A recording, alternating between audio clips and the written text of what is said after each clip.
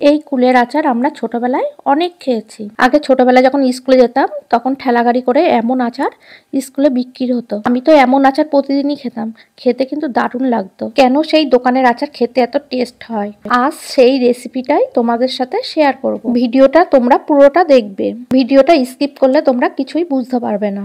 এই আচারটা করার জন্য আমি 1 কেজি শুকনো কুল ভালো করে ধুয়ে পরিষ্কার করে নিয়েছি। কুলটা আমি গরম জল করে 3 মিনিট মতন ভিজিয়ে রেখেছিলাম। গরম জল দেওয়ার কারণে কুলটা অনেকটাই নরম হয়েছে, আর আমি কুলগুলো মধ্যখানতে দু আধখান করে নিয়েছি যাতে মশলাগুলো পুরোটাই কুলের ভেতরে ঢোকে। এবার একটা মশলা ভেজে রেডি করে নেব। ভাজা মশলার জন্য নিয়েছি আমি জিরে, ধনে, শুকনো লঙ্কা, এলাচ, গোলমরিচ আর মৌরি। লো আছে আমি সামান্য ভেজে নেব। যখনই মশলাটা সুন্দর একটা গন্ধ ছাড়বে তখনই মশলাটা আমি নামিয়ে গুঁড়ো করে নেব। আচারটা করার জন্য আমি কড়াইতে দিয়ে দিয়েছি অল্প পরিমাণ সর্ষের তেল। তেলের মধ্যে দিয়ে দিলাম শুকনো লঙ্কা আর পাঁচফোড়ন। একটু নাড়াচাড়া করে আমি কুলগুলো ঢেলে দিলাম। কুলটা আমি কিছু সময় ধরে ভালোভাবে ভেজে নেব। কুলটা 1 মিনিট ভাজার পর দিয়ে দিলাম পরিমাণ মতন লবণ আর সামান্য পরিমাণ হলুদ। এবার কুলগুলো আমি আরও 2 মিনিট ভেজে নেব। কুলটা ভালোভাবে সিদ্ধ হওয়ার জন্য দিয়ে দিলাম 1 কাপ মতন জল। এবার কুলটা কিছুক্ষণ নাড়াচাড়া করার পরে দিয়ে দেবো 1 মুঠো তেঁতুল।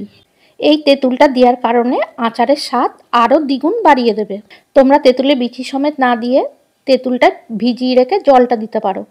আচারটা করার জন্য আমি নিয়েছি 600 আখের গুড়। গুড়টা আমি 2-3 বারে অল্প অল্প করে দিয়ে দেব। গুড়টা আমার বেশিই লাগছে কারণ কুলগুলোও টক ছিল আর তেঁতুলটাও টক, তার জন্য গুড়টা একটু বেশি লাগলো। তোমরা এই আচারটা অল্প গুড় আর অল্প চিনি দিয়েও করতে পারো।